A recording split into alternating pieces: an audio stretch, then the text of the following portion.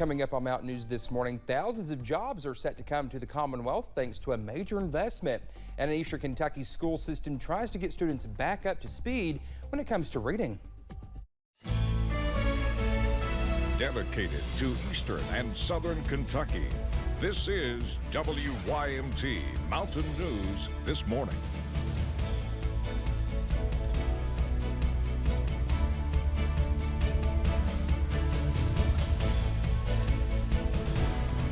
Good morning to you at 6:33. I'm Dakota Makris. Thank you so much for waking up with us. We appreciate you. And let's take it over to Brandon, who is, well, Brandon, I guess I would say you're tracking weather, but the weather's kind of already... It's winding down. Yeah, it's winding down. It's winding down. Still around a little bit this morning, but the rain is coming through. It's moving out, but the cold front is still traveling through the region this morning. Let's take a look at the last 6 hours to kind of give you a better idea of what's been going on. Heavy rain at times, some strong wind. The wind is still coming in, but the cold front is still out in our western and northern counties. You can kind of see that leading edge of rain there on the backside of this system here that's going to bring that cold front in, and we're going to continue to see that come through. Basically, the front is right around from Moorhead up down through parts of Lake Cumberland this morning, and that's where the bulk of that rain is. And you can see it on the temperatures for sure. 54 Moorhead, 52 Somerset, Monticello, but still in the upper 50s and 60s in most areas there to the west, where the temperatures or the wind is still cranking in out of the south for now at least. 60 Jackson, 41 Owensboro, 42 Paducah, 46 Cincinnati, 59 in the Tri-Cities. Forecast for today as we rebound up to about 65 later this afternoon, even though temperatures will continue to drop as the front passes. We'll see those skies clear quickly, and tonight, not too bad. Low 40s for overnight lows. Dakota? All right, Brendan, thank you. A veteran news broadcaster, author, minister, and college professor has died. Wayne Combs was heard on WSGS and WKIC radio in Hazard from 1958 until 1962. He was a respected journalist covering everyone from President John F. Kennedy to Dr. Martin Luther King Jr. He was also the great-grandson of Bad Tom Smith, a convicted murderer from Breathitt County who was hanged. We interviewed Combs about a book he wrote about Smith called Singing from the Gallows in 2014. Wayne's brother Quentin was also a former radio announcer and died in 2014. Wayne Combs was 80. A golden alert is out in Wayne County, Kentucky as the search for a missing man continues.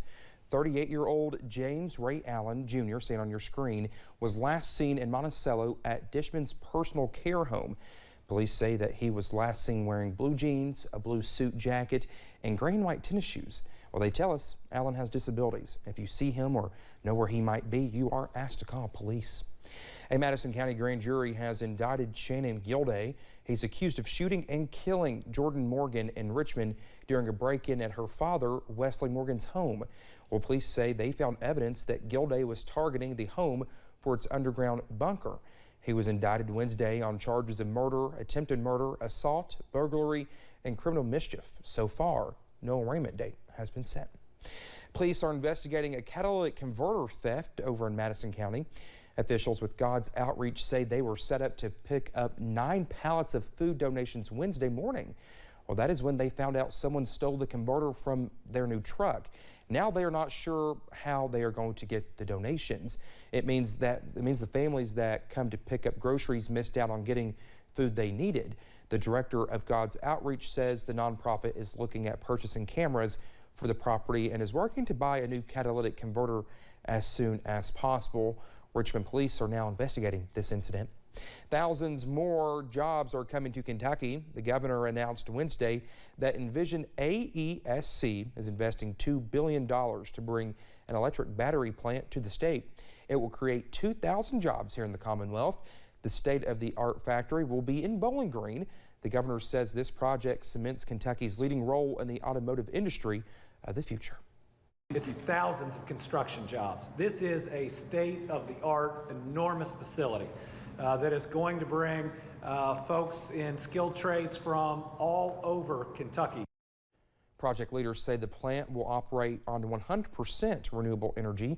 They say the development plans are underway and they plan to break ground this summer.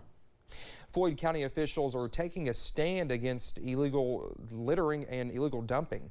County officials partnered with local businesses and the Floyd County School District to proclaim April 11th through April 16th as Floyd County Cleanup Week.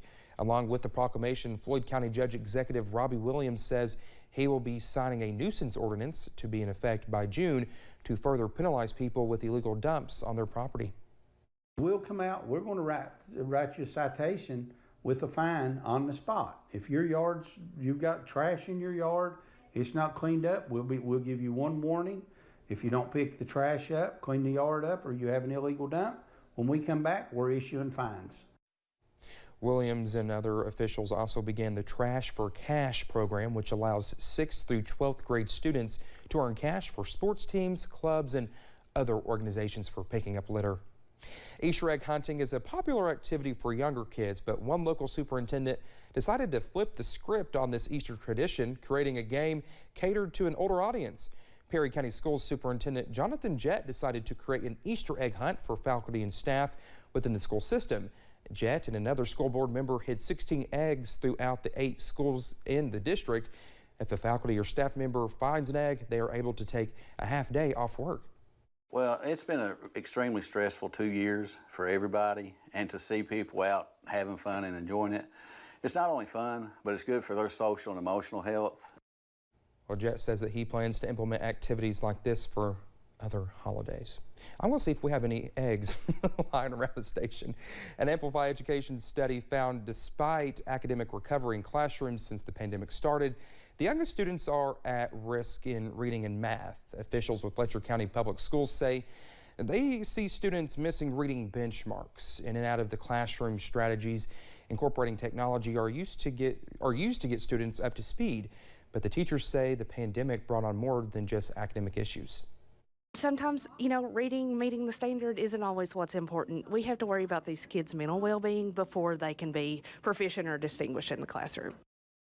Educators say getting students caught up in person is critical, and all steps are being taken to achieve proficiency. And also trying to find a solution to our children's reading problem, a Southern Kentucky school district found a new way to promote reading. The Whitley County School District opened up its very own book vending machine. Well, the machines, you guessed it, they're filled with books, and only certain tokens allow students to access them. What we've done is we have 8 vending machines in the schools, and so far we've given out about 4,000 books. Both parents and children are happy with the success of the new program. The students say their favorite day is Friday because that's when they know they are able to get a new book. The Kentucky Derby is quickly approaching, and an annual tradition marking the beginning of Derby festivities was unveiled yesterday. Governor Andy Beshear and the Kentucky Derby Festival unveiled an exchanged commemorative poster that celebrates the Derby. The Kentucky Derby Festival is the state's largest tourism event. The Derby Festival brings in a pretty penny for the state too, racking up about $128 million in a short 2-week period.